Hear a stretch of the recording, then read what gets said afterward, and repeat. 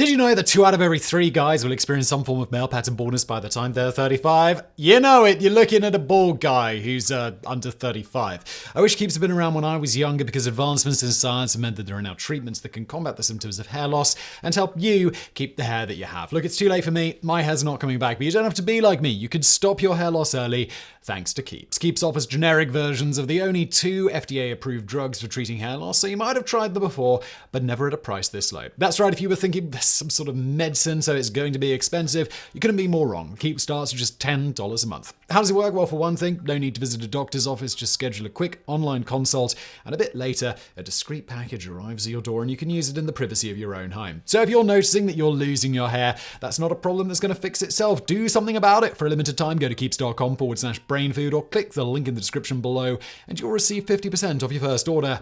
And now today's video. The Tinfoil Hat, truly the pinnacle of functional headwear. Inexpensive, versatile, and able to keep one's thoughts in and government mind control rays out. It's the must-have accessory for the fashionable conspiracy theorist on the go. So fully has this simple piece of homemade clothing come to symbolize paranoia and the fringe community that the mere term tinfoil hat has become pejorative shorthand for anyone whose beliefs differ from the mainstream. But who came up with the idea of using tinfoil to protect the mind against nefarious interference, and how did it become such a staple of pop culture? And further, can a few layers of ordinary kitchen foil really protect the brain from electromagnetic radiation? The answer might actually surprise you, so stay tuned. The first known depiction of tinfoil hats as a means of psychic protection appears in the 1927 short story The Tissue Culture King by Julian Huxley, brother of the more famous Aldous Huxley, by the way. In the story, a biologist named Hanscom is held captive by an African tribe. Wishing to ingratiate himself to the tribe's leader, King Bugala, Hanscom offers the culture a sample of his tissue in order to guarantee his immortality and extend his raw powers. With the king's blessing, Hanscom builds an elaborate jungle laboratory and engages in all sorts of mad scientist antics, such as breeding double-headed animals and genetically enhanced humans and imbuing the entire tribe with telepathic powers. And to protect himself from these powers, Hanscom hits upon a simple solution. The reader will perhaps ask how we ourselves expected to escape from the clutches of the super consciousness we had created. Well, we had discovered that metal was relatively impervious to the telepathic effect and had prepared for ourselves a sort of tin pulpit behind which we could stand while conducting experiments. This, combined with caps of metal foil, enormously reduced the effects on ourselves. We had not informed Bugala of this property of metal. But while Huxley's story certainly set the template, it's less clear how exactly tinfoil hats came to be the de facto shorthand for conspiracy theorists, memorably featured in movies and TV shows such as The Simpsons, The X-Files, and Signs. What is known is that claims of radio being used for direct communication with people's minds, what conspiracy theorists call voice-to-skull or V2K, are nearly as old as radio technology itself. In the 1940s, actress Lucille Ball claimed to have picked up mysterious Morse code transmissions through the metal filings in her teeth, which the FBI allegedly traced to a hidden Japanese radio station. In 1957, British author Evelyn Waugh published The Ordeal of Gilbert Pinfold, a novel about an author who begins hearing voices while on a cruise to the Far East. Throughout the novel, Pinfold becomes increasingly paranoid, coming to believe that the voices are being beamed into his head by a hidden radio transmitter and that his fellow passengers are secretly compatriots of his unnamed tormentor. While the book is based on war zone experiences of paranoia and hallucinations brought on by overuse of bromine-based sedatives, Pinfold's ordeal closely matches those of actual alleged victims of government mind control and telepathy, so-called targeted individuals or TIs. While relatively few in number, TIs are found all around the world, united in their adamant belief that they are being targeted by secret government mind control technology. The case of Philadelphia resident Harlan Gerard, detailed in a 2007 Washington Post article on the phenomenon, is typical of the TI experience. Quote, in 1984, appropriately enough, things got seriously weird. He'd left his real estate career to return to school at the University of Pennsylvania, where he was studying for a master's degree in landscape architecture. Then, he says, he began to hear voices. Gerard could distinguish several different male voices, which came complete with a mental image of how the voices were being generated, from a recording studio with 4 slops sitting around a card table drinking beer, he says. The voices were crass, but also strangely courteous, addressing him as Mr. Gerard. They taunted him, they asked him if he thought he was normal, they suggested he was going crazy, they insulted his classmates. When an overweight student showed up for a field trip in a white raincoat, they said, "Hey, Mr. Gerard, doesn't she look like a refrigerator?" 6 months after the voices began, they had another question for him. Mr. Gerard, why aren't you dead yet?" At first, he recalls the voices would speak just 2 or 3 times a day, but it escalated into a near constant cacophony, often accompanied by severe pain all over his body, which Gerard now attributes to directed energy weapons that can shoot invisible beams. Gerard goes on to theorize that he was targeted due to a disparaging remark he made about the then US Vice President George H.W. Bush in the early 1980s, and that the voices later confirmed this theory. Quote, "One night I was going to bed, the usual drivel was going on, the constant stream of drivel. I was just about to go to bed and a voice says, 'Mr. Gerard, do you know who was in our studio with us?' That was George Bush, Vice President of the United States." While it might be easy to dismiss people like Harlan Gerard as delusional, the reality isn't quite that simple. TIs come from all walks of life, from landscape architects like Gerard to writers like Gloria Naylor, author of the acclaimed novel The Women of Brewster Place. Few have been diagnosed with psychotic disorders like schizophrenia, and most display no signs of mental illness outside their belief in being persecuted by the government. Indeed, psychologists have long recognized that auditory hallucinations can occur in people who are not mentally ill, particularly during periods of extreme stress, and that in the absence of a clinical explanation, sufferers may ascribe the voices to all sorts of causes. As one unnamed TI interviewed in the Washington Times article explains, "Each person undergoing this harassment is looking for the solution to the problem. Each person analyzes it through his or her own particular spectrum of beliefs. If you are a scientific-minded person, then you will probably analyze the situation from that perspective and conclude it must be done with some kind of electronic devices. If you are a religious person, you will see it as a struggle between the elements of whatever religion you believe in. If you are maybe perhaps more eccentric, you may think that it is alien in nature." Nonetheless, most TIs continue to insist that they are actually being targeted by the government. The community is very close-knit, maintaining numerous online forums and support groups and organizing protests on Capitol Hill. In 2001, their grievances proved compelling enough that Democratic Representative Dennis Kucinich of Ohio introduced a bill to ban the development of so-called psychotonic weapons by the government. Unfortunately for the TI community, the bill was widely mocked by the press and quickly dropped. But where the government has failed, the internet has been more than willing to step in. In addition to community forums where members can share tips on the best designs for tinfoil hats and other homemade shields, TIs can choose from a variety of online stores offering the latest in mind control protection, including foil-lined scarves, beanies, baseball caps, ponchos, and even boxer shorts, described by the website Block EMF as a sheer, comfortable undergarment you can wear over your regular one to shield you from power lines and computer electronic fields and microwave, radar, and TV radiation. Now, all of this might seem fairly ridiculous, a case of unscrupulous online entrepreneurs exploiting a vulnerable segment of society, but the TI community might not be entirely unjustified in their suspicions, for attempts by the US military to develop radio-based psychotronic weapons have been documented for at least 50 years. Interest in this technology was sparked by an unusual phenomenon first reported during the Second World War. Personnel working in close proximity to radar transmitters sometimes reported hearing loud clicks or even speech inside their heads, implying that microwave signals were being transmitted directly into their brains with no intervening receiver. This phenomenon, known as the microwave auditory effect, was investigated in 1961 by American neuroscientist Alan Frey, who speculated that it was caused by microwaves heating and slightly expanding parts of the inner ear.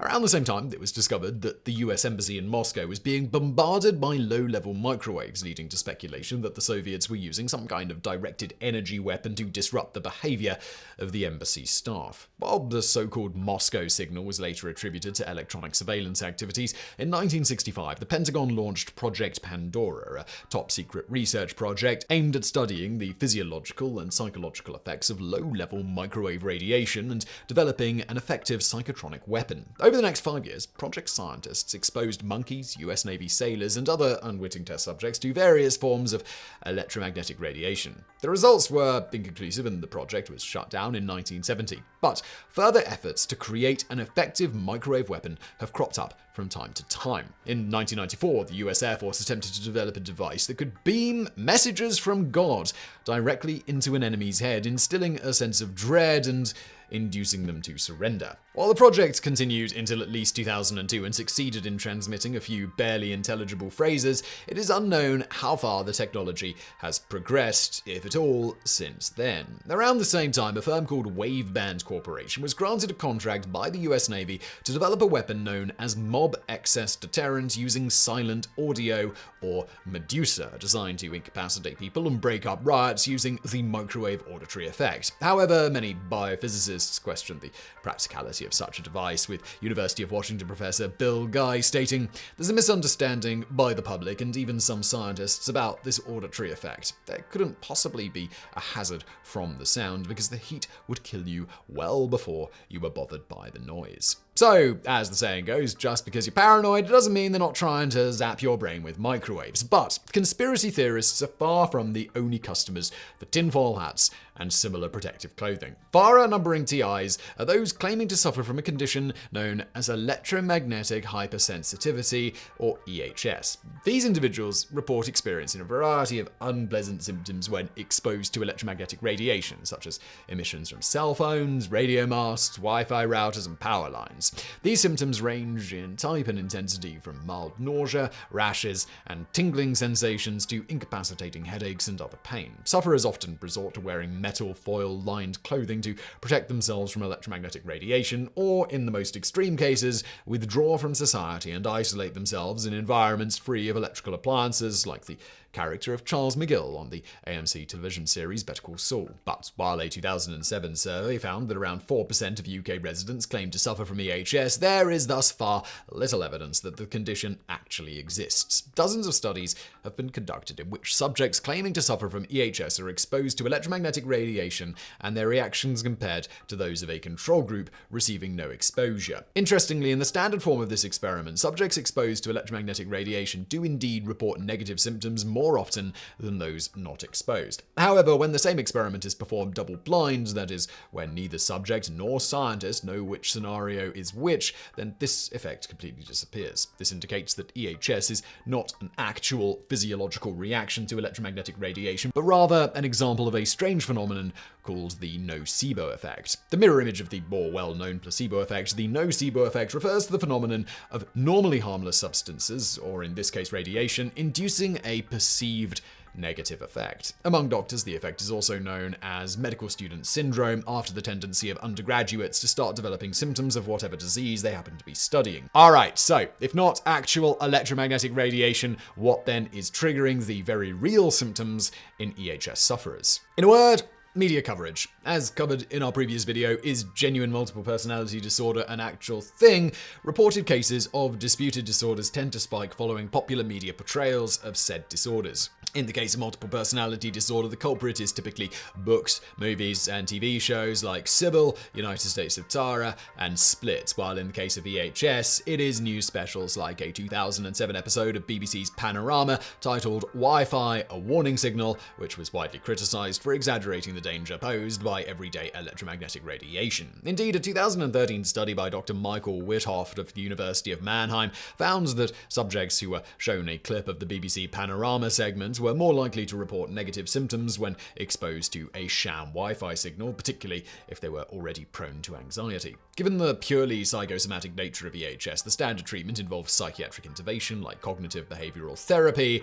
No foil-lined boxer shorts required. But suppose for a moment that we take the TIs and EHS sufferers at face value. Can a simple hat made of a few layers of kitchen foil really protect the brain from electromagnetic radiation? At first glance, the theory appears sound, as a tinfoil hat is essentially intended to function as a Faraday cage. Faraday cages are metal enclosures intended to block the entry or escape of electromagnetic fields and are based on the fact that electromagnetic fields cannot penetrate a closed conductor. The common example of a Faraday cage is the metal mesh covering the window of a microwave oven, which is the reason late-night sessions watching your microwave burrito spin round and round don't typically end in your face melting off. Handily, a Faraday cage does not need to be solid solid to function. Any holes in the enclosure just need to be smaller than the wavelength of the radiation being blocked. It does, however, need to be continuous and closed, and this is where the effectiveness of the tinfoil hat comes into question. By only covering the top of the wearer's head, the typical beanie-style tinfoil hat leaves large areas vulnerable to penetration by electromagnetic radiation. Far more effective would be a tinfoil balaclava or helmet, or better still, a full tinfoil suit. The effectiveness of Faraday cages is also dependent on the thickness or skin depth of the conductor, meaning that a tinfoil hat would have to incorporate many layers of foil in order to be effective. But the only way to know for sure would be to conduct an experiment, and luckily the mad lads over at MIT are, as always, way ahead of the curve. In a tongue-in-cheek study conducted in 2005, a team of MIT electrical engineering students tested the effectiveness of 3 different models of tinfoil hats, amusingly dubbed the Classical, the Fez, and the Centurion. In the experiment, test subjects wore a receiving antenna underneath the tinfoil hats and were bombarded with electromagnetic radiation between 10 kHz and 3 GHz from a signal generator. Then, befitting the serious subject matter, a $250,000 network analyzer was used to process the results. Surprisingly, the study found that while the hats did effectively block out certain radio frequencies, it actually greatly amplified many others, particularly in the 1.2 and 2.6 GHz bands. These bands just so happen to be used by cell phones, GPS, and other communications and tracking devices, leading the research team to conclude it requires no stretch of the imagination to conclude that the current helmet craze is likely to have been propagated by the government, possibly with the involvement of the FCC. We hope this report will encourage the paranoid community to develop improved helmet designs to avoid falling prey to these shortcomings. So, in conclusion, whether you believe the government is secretly zapping you with mind control rays, or that your Wi-Fi router is responsible for your Monday morning migraines, the classic tinfoil hat is unlikely to be of much help. Still, it doesn't hurt to be prepared. Now, just before you leave today's video, let me tell you about another channel that I run called Decoding the Unknown. It's a show where I take a deep dive in some of the world's biggest mysteries, from what happened to the Roanoke colonists to the regular guy who found a listening device in one of his power strips. It's always a bit of a wild ride. You can find a link to Decoding the Unknown below, or just search Decoding the Unknown in YouTube and you will find it.